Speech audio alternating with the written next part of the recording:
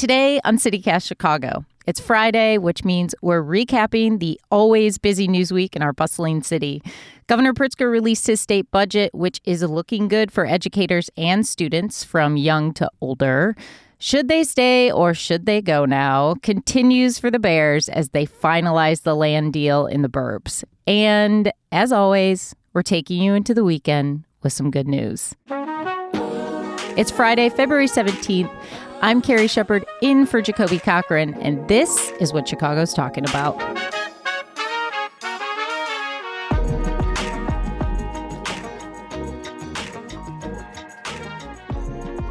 This Friday, we have our friend Nader Issa, education reporter for the Chicago Sun-Times, and our very own Simone Alicea. Happy Friday, you two. Happy Friday. It's a nice Friday, isn't it? The snow, the rain, after some 50-degree days. Totally. It was a little bit. All right, let's bring the positivity up a little bit from that. It is a terrible Friday, but it's going to get better. Spring is somewhere on the horizon. Okay, but before over the rainbow somewhere. Okay, before we dig into all the news that's been happening, including some of the great stories that Nader, you've been reporting at the Sun-Times, it's Valentine's week, so we're going to stay on the love train a little bit, and I want us all to share our love letter to Chicago, to our great city. It can be a spot, a thing you do, a mere moment in the city that reminded you how awesome it is. Anything you want, a love letter to our city. Nader, do you want to start? You got one? This past week, if this wasn't a reminder of how fun the city can be when it's not windy and smacking you in the face and zero degrees outside, I think you just remember how great the city is, how fun it is. It has its flaws like any place, but I think that's what makes us love it more. Is it's not perfect, but it's great and it's ours. Did you do some things particular that reminded you of that? Did you have any sort of cathartic moment or anything? So I thought about playing basketball outside. Nice. I didn't go through with it, but I had the thought, so that put me in a good mood. I also drove with the windows down, listening to music. That's always a good, that's the start of spring. I'm feeling good. I always love that first day of driving with the windows down and not feeling like you're in a frigid, cold zone. Love it. Okay, we'll take it. Simone, how about you? What's your love letter to Chicago? You know, I was thinking about this, and I want to paint a scene for you here. Please do. I want you to imagine it's early August. It is humid, it's warm, and you're off work, and the sun is quite a ways on its way down. It's probably already dark by the lake. But as you step off the train onto one of our many east-west thoroughfares, whichever one, pick your poison, you are following the sun as it goes down, and you're on your way to meet your friends for a show. Maybe your friend's in the show, maybe you're just going to see something. And you're walking and you see the theater marquee and it's warm and the sun is going down and you're done with work and you're ready to just have a great night with the people you love. That to me is the quintessential Chicago experience. And that, when I think about that, it just brings me so much joy and makes me love living here. Wow. Love that. Let's send that to Choose Chicago. They should use that. The tourism board should use that. That was incredible. And it's theater week. So I feel like theater week. That's true. Even better. It's Chicago Theater Week. So I love that. Simone, that is so beautiful. I love also living west. I love driving into the sunset or, being on the bus in the sunset. Okay. I'm glad I went first, by the way, because my love letter was the weather was good. And if I had done that after Simone's soliloquy, I would have had your listeners throwing tomatoes at their phones. I'm glad I went first. Nader, come on. The weather, that's a shared love. Come on, when the weather's nice and we earn it. No, yours was lovely as well. Mine isn't as great as Simone's either. Simone and I actually, this week, we went to the Tribe's ballot party. So we were right by the United Center on the near west side, and I was at the United Center with Jacoby last week. We followed Benny the Bull, doing a little plug for that episode. So that was super cool. And I was telling Simone, I drive past the United Center every Saturday morning on the way to the gym. And it's like, wow, look at this amazing, how cool. This is like where the legendary Bulls played. Blackhawks have won the Stanley Cup several times. Like this beautiful, amazing stadium. And I'm just like, I get to just drive by. And it reminds me how much I live in a city. Like I really live in a big city, and that it's a city, I know we're going to talk about this in a little bit, but we have a major stadium in the city, not on the outskirts. And I feel like that's pretty cool. Foreshadowing. So, I thought that's my love letter to Chicago. Also to say, go listen to the Benny the Bull episode. Simone, what is the top story that you've been thinking a lot about this week? Yeah, it's interesting. I didn't think I was going to want to talk about this, but let's talk about the deal that the Bears have signed to close on property in Arlington Heights, the old Arlington Heights racetrack. That is a $197 million deal. We've been talking about this for a long time. It's been a long time coming. And I didn't think I was going to want to talk about it because we've been, like I said, we kind of knew it was going to happen, but kind of anticlimactic. Yeah. Yeah. The Bear, this has been in the works for a while, but I was reading about it and I didn't quite realize what hurdles they still have to go through to actually build a new stadium in Arlington Heights, and B, sort of what this means for Soldier Field and how city officials are trying to conceive of it. So remind us, what are the hurdles, Simone, first? Yeah, well, the big thing is the Bears want public help building a new stadium. Right now, there is legislation in Springfield to create tax breaks for big mega projects like this Bears development would be. And they really want that passed. They've hired a lobbyist, and it sounds like it's going to be maybe a bit of a tough go because, of course, Chicago lawmakers don't really want the Bears to leave. Downstate lawmakers are like, well, what are we getting out of this? Like, it doesn't seem like it's totally a done deal in Springfield yet. Let us not forget, though, probably some of the suburban lawmakers are like, yes, fine, maybe they should move out of the city. What do we care? Yes. An Arlington Heights lawmaker, Democrat, is sponsoring that legislation. So, Right. Okay. Makes sense. Certainly a contingent who's going to want it. But that said, local sort of sentiment in Arlington Heights is people don't really want new taxes. They don't really want to pay for a new stadium. Sure. The city officials have sort of had like a non-binding agreement that basically says, yes, we welcome you, but still not clear yet what Arlington Heights residents will have to pay for this. And the Bears are also just have to contend with the fact that if they leave Soldier Field before 2033, they're going to have to pay. The figure I saw in the Tribune was, that if they leave in 2026, for example, they would have to pay the city $84 million for breaking that contract. Which is probably not a huge hit for them, especially that I was a bit surprised that they pay the Park District for Soldier Field is like a little more than $6 million a year, which, yeah, I mean, for a major stadium doesn't totally seem like a ton. But yeah, I mean, they would take a financial hit. How much of a hit would that be? I don't know. I don't have their balance sheet in front of me, obviously. Simone, it's interesting you said I didn't think I'd want to talk about this, but I do want to talk about it. Yeah. I feel the same way about it. Like, I'm kind of like, enough already on this, enough already. But something that the Chicago Tribune reported is like, this comes like 2 weeks before the February 28th election. Yeah. What is this going to mean for incumbent Mayor Lori Lightfoot? Nader, I know you're a Bears fan, right? So big time Bears fan. I thought you were maybe a big time Bears fan. What are your thoughts on this latest development in this news? Nice. Yeah, I think like the cost to close was $197 million. And back to your point, Carrie, about this sort of not being a crazy amount of money for the Bears.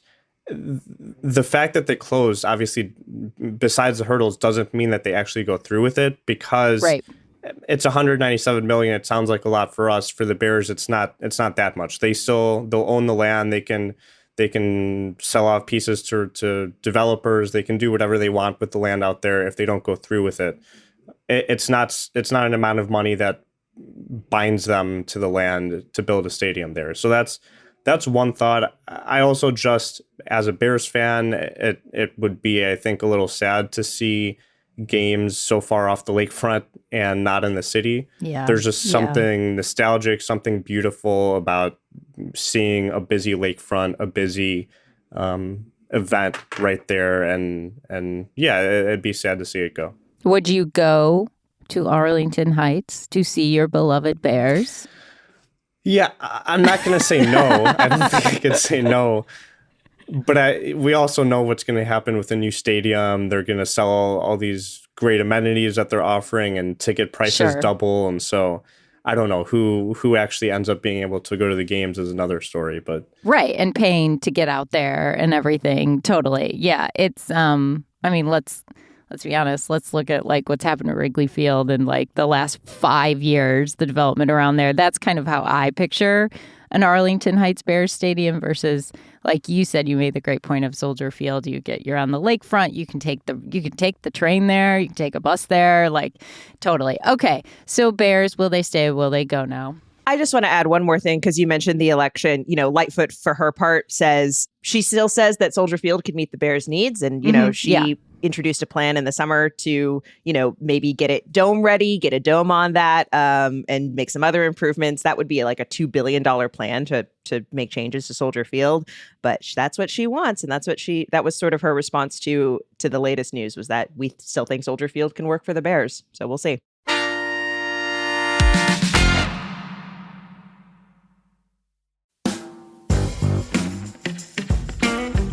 Have y'all seen these egg prices? Yeah, I'm talking about $7 a carton. And then we got rising rents on top of that. It's just too much. It makes you wonder if you're better off trying to buy a home, or at least getting your questions answered. Before I heard the How to Buy a Home podcast, I didn't even know what questions I should be asking. And host David Sidoni can get you the answers. Like, yes, your monthly mortgage might be cheaper than rent. Or no, you probably don't need to put 20% down. You can ask David those questions directly at howtobuyahome.com. Take advantage of this free resource and start listening to the How to Buy a Home podcast wherever you listen. Visit howtobuyahome.com and make this the last year you rent.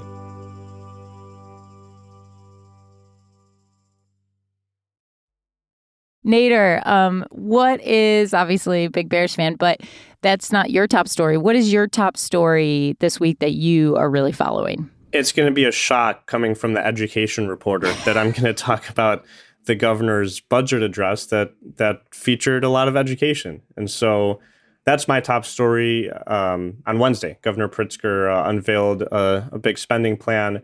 It included $250 million in early childhood education, $506 million for K through 12 schools. There was more millions for higher education.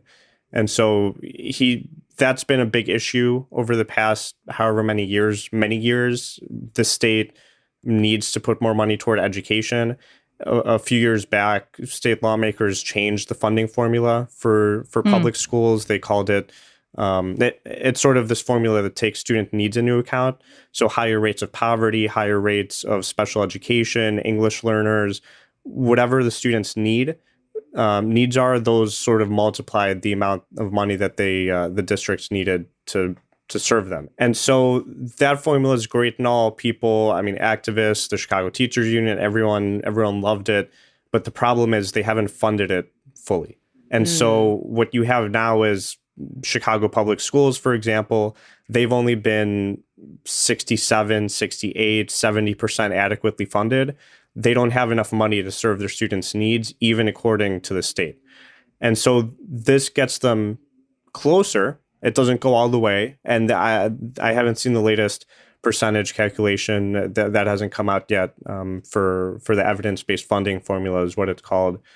But the CTU, for example, this budget was widely lauded and people loved that so much education funding was going into this year's budget. But the CTU still said it's not enough. We need more. We're not serving Chicago students and our most vulnerable if we're not fully funding education.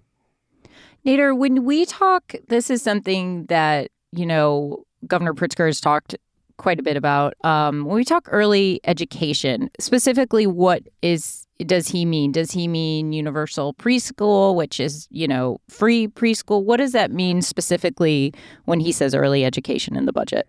Yeah, so there's a lot of things. One is you want to give as many students a chance to have a shot at pre-K, and so it's adding seats. His proposal is going to add thousands of seats in the state for preschool. It also means paying early childhood workers more. It's like any other educator job. There's a shortage of workers, and so if you put funding into paying them more, I think more people would come, is the thought, and a higher quality of workers, more trained on what they're supposed to be doing. And Chicago obviously is the biggest city, biggest district in the state, would be getting a really large chunk of that money.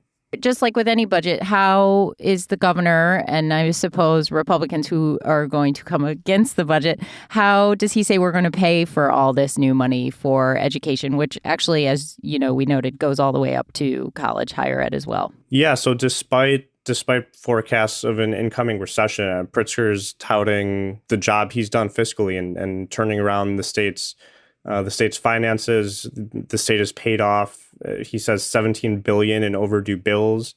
They have a bigger rainy day fund, and so he's sort of touting the fiscal progress as we're going to remain pragmatic. We're gonna stay safe, but there's room to grow and spend. Republicans, as you'd expect, are saying this is too much spending. We're gonna be in a hole. How are we spending more at a time when a recession's on the way? And so it's about what you'd expect from the respective sides. Let's stay on education a lot less positive education story. Back to you, Simone, but actually something that Nader reported with our friend and former colleague, WBEZ reporter Sarah Karp. And Simone, you want to talk about this more because you want to, give it more attention, this important story. Tell us about it. Yeah, Nader, I wanted to ask you about the story that you wrote about after-school shootings in Chicago. And you and Sarah found that last year, 9 children, 17 and younger, were killed on a weekday in the hours between 2 and 5-ish, when kids would be walking home from school. And this was a really big departure from previous years, that this was a really, really high number.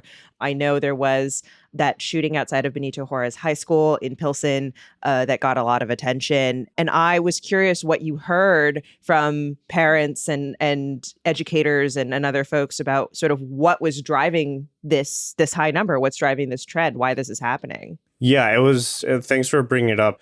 There's 2 things I want to say on this. One, it's sad and devastating anytime kids are killed. We also don't want to scare people into thinking everyone's getting shot outside of school. It has been 9 kids in the past year in the after school hours. That is a lot. It's more than 0. It's also not every day at every school. And so it's just that context is important so people aren't fearful every day. Yeah, I think just talking to students, talking to educators, everyone has noticed it. And you see AJ Davis, he's one of the students we spoke with. His friend last February, almost exactly a year ago, they shook hands outside their school, Chicago Military Academy in Bronzeville. They each went their separate ways going home. And AJ made it home. His friend didn't. He was shot on his way home. Yeah. And AJ was sort of telling us, how are we supposed to be kids anymore? We can't even walk to and from school without looking over our shoulder. And he was just saying it was just sadness. Just for 2 months after the shooting, he lost his friend. He still wears a little pendant, a necklace with his friend's picture. And it's about finding different ways to keep kids safe is what we heard. Police aren't necessarily the answer. They're also, in some cases, maybe a help, because even from students, we heard maybe cops, sort of these so-called roving patrols, cops walking around outside in the neighborhood, patrolling, just being on the lookout. Maybe that can help. Like literally patrolling on foot, though, right? Like you said, walking around, sort of being closer, not sitting in a car, sitting in a cop car, right? And that's what A.J. Davis said is he's not opposed to the idea, but they have to get out of their cars and actually talk to kids. Because if he or she or they, the cop are in their car, they're protected, but the kids aren't, is what AJ said. And so I thought that was a really striking quote that you all had. Yeah. Yeah. The story. There's a lot of different ideas. I think the biggest idea is building relationships between students and adults. We saw the kid, the Benito Juarez shooting that you mentioned, Simone. The alleged shooter was charged over the weekend, appeared in bond court. It's a 16-year-old kid. And kids shooting kids. Shooting kids. He was a Benito Juarez student himself. He was recently expelled. What are the ways to make sure that, that kid doesn't feel like he has no support? And so building relationships, having trusted adults in the building, I think that's what people want. Students, educators, principals, even the district. Kids can talk to adults before something happens and after something happens, and try to prevent this and respond to it. Nader, were you all able to report either from CPS, CPD, talking to these young people? Are there any particular reasons we can attribute to I should be clear, like you said, in context, maybe not say uptick, but, the increase of more of these shootings after school? Do we have any sort of reasons that this has gone up? We spoke to district officials, and they are just tying it to Chicago violence and gun violence around the country. If it's going to affect, somewhere a half mile away, why wouldn't it affect the street outside of a school? Right. Charles Anderson, he's the principal at Michelle Clark High School on the west side in Austin. He also just said it's sort of a generational thing, where back in his day, people would have shied away from committing acts of violence near a school, near a church. It was sort of seen as off limits. You don't go there, yeah. Yeah, as groups sort of fracture and faction off, there's less of sort of adult presence, a leadership role saying, hey, stay away from here, stay away from here. And that's what he thinks it is. It's I'm sure a mixture of a lot of different factors. I just thought a lot about when I was reading your story about safe passage workers. So, I'm sure you all have them in your neighborhoods. I mean, we have them all around our neighborhoods here in Ukrainian Village and Humboldt Park on the corners. We see that we talk to them. We see the same ones every day. This was a big thing, right? After school closures about a decade ago. Are city officials, anybody saying like, look, maybe the safe passage workers are not working in preventing some of this violence? I'm not saying they aren't. I'm just saying, is there any connection there? Yeah, that's a question we asked Jadine Chow. She's the head of safety and security at CPS. And she said safe passage workers still have a role. They're not, if there's a shooting happening, they're not going to go run and tackle the shooter. They're unarmed. They're not trained for that. That's not their duty. But importantly, when it comes to conflict and conflict resolution, they can sort of spot issues as they're arising and before they turn into something bigger. So she said a lot of times the safe passage worker will see, a group of kids walking down the street and they're arguing or they're fighting or whatever it is. There's some type of conflict. They can try to step in and resolve it. They can alert someone at the school, and a trusted adult at the school can talk to the kids the next day. Just ways of stemming conflicts from rising to the level where there's going to be violence. And that's where safe passage workers are helpful. Again, that was Nader's story about shootings and violence outside schools. Really important story. Thanks for your reporting on that and for explaining it, Nader. Now, let's stay with you, rather. We're going to move off education. We've been there for a bit, shockingly, with an education reporter as our guest today.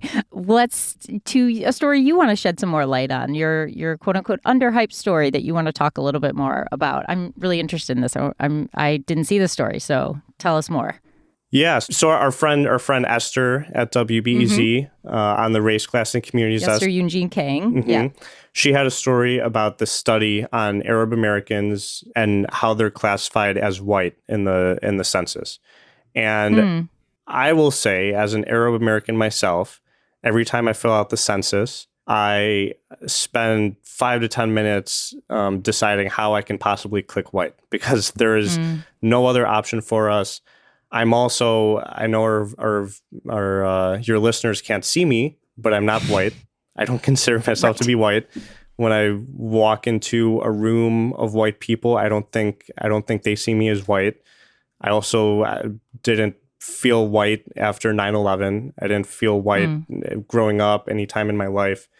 But Esther's story points out in this study, it's a study done out of UIC. There's also at the federal government level, there's consideration being taken to this of adding an Arab American and Middle Eastern and North African category to the census.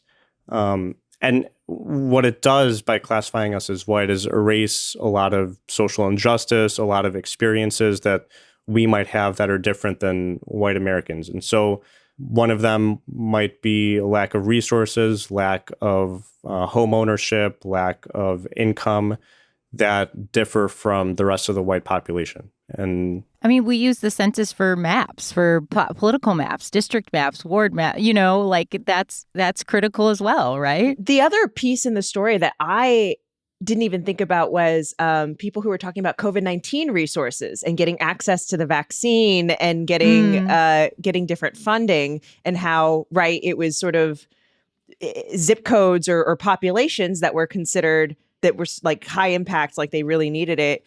Arab Americans were kind of erased out of that because they were classified as white. They were in this white category. And Nader, obviously it's called Beyond Erasure and Profiling, the study that you're talking about that behind this report. So it's saying, yes, they recommend the Census Bureau stop categorizing this group. But is this the first time that's been recommended? I guess I feel like, do we have any sense or hope that this could change before the next census is done? No, it's far from the first time that this has been talked about or advocated for. I do think there's been more momentum over the past few years. Yeah. And it was talked about a lot this past census term, whatever we want to call it. And the couple years since, this has been a big issue that people have been talking about, advocates have been pushing for, I feel like more than in the past. And so with more discussion about it, more attention to it, maybe things do change this time. Who knows? Now we will move to everyone's favorite part of the show, and we will talk about some good news to get you through. I'm not going to sing it because I just feel like I can't sing it today. I'm with you, Jacoby man. Does. I don't have it in me today. I don't. Not that I'm not having a great time with both of you, but I don't. My pipes aren't there today. Nader, you're our guest. Let's hear what your good news is to get the people through the weekend. Well, it's good news, but I don't know that it's going to necessarily be something people think about and get them through the weekend. It will get me through the weekend, Don't be Nader. so sure, It Nader. gets Don't me be so through sure. the weekend. So anyone who cares about elections or civic duty, I'll say that. This might get them through the weekend. Our listeners do. Our listeners do. Yeah. My good story of the week is mail-in ballots. They're really driving early voting for municipal elections started this week. And by all indications, early voting is going to potentially drive turnout past 40% in the city. Nice. Which still sounds bad, but it's good for us. But it's good for us. So that's yeah. And so I think that's really encouraging to see. It's obviously any election we can say is a pivotal election. I think that's a great one, Nader. And honestly, when we say big for us, we don't mean the three of us, but we do kind of, because obviously this is what we do for a living. This is what we do every day, but we probably also do it in our everyday lives. We sort of sing the praises of civic engagement and that your vote actually matters and that you should really be engaged with this. But it's good for our city, which, as you know, notoriously has kind of low voter turnout. I think that's a great one. It is election season. We're a little more than a week out from the February 28th election day, which is a good segue because Simone I think, Simone, you have an election related good news as well. My good news is also election related and has to do. We are a dorky bunch, but okay. Hey man, this is what you get 2 weeks out. This is how it's going to be. I don't know what to tell you, man. It's good. We're owning it. We're owning our civic pride. Yeah. Carrie, you mentioned earlier that we were out on the near west side at the tribe's ballot party. And I just really wanted to shout out all the people who came, all the voters who came to that ballot party. We got to talk to voters, and people are really engaged in this election. People really want to know what's going on. What are the candidates saying? Yeah. And they're excited to cast their vote. It always brings me such joy to talk to voters and really, really hear like what Chicagoans actually care about, directly from their mouths, and to hear that, they're taking that information and they're trying to, be the change they want to see. You know what I mean? Like they're really out here doing it. Totally. You're going to hear from those folks on Tuesday. We've got an episode coming out of that. Obviously, I love seeing people participate. It makes me really happy. I love it. I do too. It always invigorates me. Those are both great. Those are fantastic. And I'm gonna cheat a little on my good news and just say the good news is Jacoby will be back next week. He will be back on Wednesday in the host chair. You will hear him on CityCast Chicago. And actually, that's a good reminder that you won't hear any of us on Monday, and you won't read Hey Chicago, our newsletter, on Monday either, because we are off for the holiday. So back in your feeds on Tuesday, back in your inbox on Tuesday, Jacoby Wednesday. So I gave you a lot of days. Mark your calendar. You will hear from Jacoby, whom we all miss, and we are excited he's coming back. So that's my good news to get you and everybody through the weekend. Nader Issa is education reporter at Chicago Sun-Times and our friend. Nader, thank you as always for coming to join us and shed your knowledge and light with us. Thanks for having me. It's always a fun time. Good. And Simone Alicea, producer here at CityCast Chicago. Simone, thank you so much. Thanks, Carrie.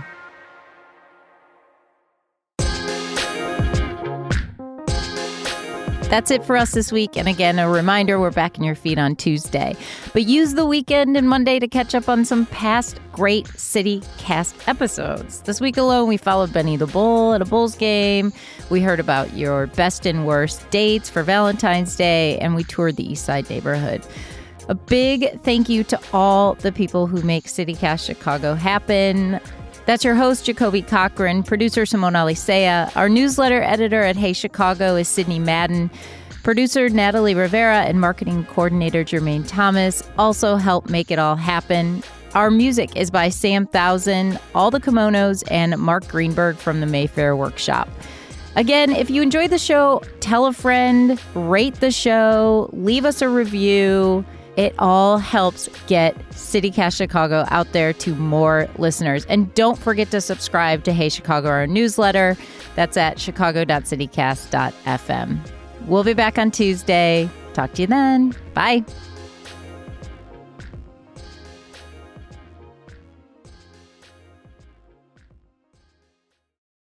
Ba-ba-ba-ba. Okay. Awesome, Nader. Go to your meeting. Thank you.